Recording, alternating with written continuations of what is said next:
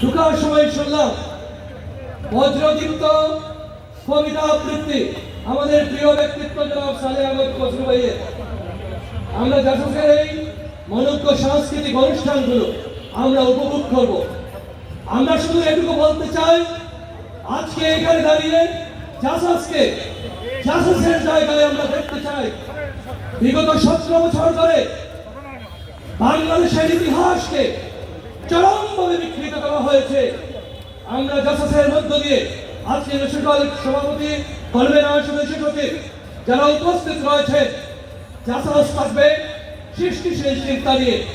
জাসাস আমাদেরকে এই যে অপরাজনীতির বুকে অপরাজনীতিকে ফিরিয়ে এনে এই যে বিকৃত ইতিহাসকে দিকে আমাদেরকে ঠেলে দেওয়া হয়েছিল সেগুলো মুছে দিয়ে জাসাস কাজ করবে সত্য অনুসন্ধানে। জাসাস কাজ করবে আগামীর পথে, আগামীর বাংলাদেশ বিনির্মাণে সত্যকে তুলে আনবে এবং বাংলাদেশের ইতিহাসকে জাসাস সামনে নিয়ে আসবে। জাসাস যেমনি সাংস্কৃতিক অঙ্গনে বিপ্লব ঘটাবে, তেমনি করে ঐতিহাসিকভাবে আমরা মনে করি এই ইতিহাসের যে বিকৃত রূপ শেখ হাসিনা দিয়ে গেছে, সেখান থেকে জাসাসের অনেক করণীয় রয়েছে। আজকে আমি জাসাসের কনভেনর এবং সদস্য সচিবকে আমার মাঝে পেয়েছি, এই জন্য আমি এই কথাগুলো আপনাদেরকে বললাম। আমি বিশ্বাস রাখি তাদের সুযোগ্য নেতৃত্বে সারা বাংলাদেশে জাসাস আবার জেগে উঠবে।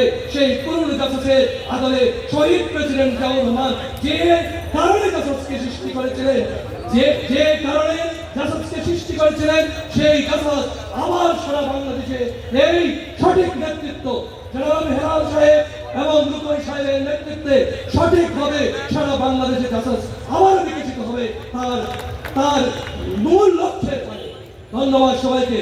সাংস্কৃতিক অনুষ্ঠান শুনবো আমাকে এখানে দাওয়াত দেওয়ার জন্য এবং এই যে নেতৃবৃন্দ সবাইকে উপস্থিত হয়েছে তাদের সবাইকে শুভেচ্ছা জানিয়ে আমি আমার কথা বলা শেষ করছি। খুদা হাফেজ। বাংলাদেশ জিন্দাবাদ, বাংলাদেশ জাতীয়তাবাদী দল জিন্দাবাদ, শহীদ জিয়াউর হোক, দেশনেত্রী বেগম খালেদা জিয়া জিন্দাবাদ, আগামী রাষ্ট্রনায়ক তারেক রহমান জিন্দাবাদ, জাসাস জিন্দাবাদ জিন্দাবাদ।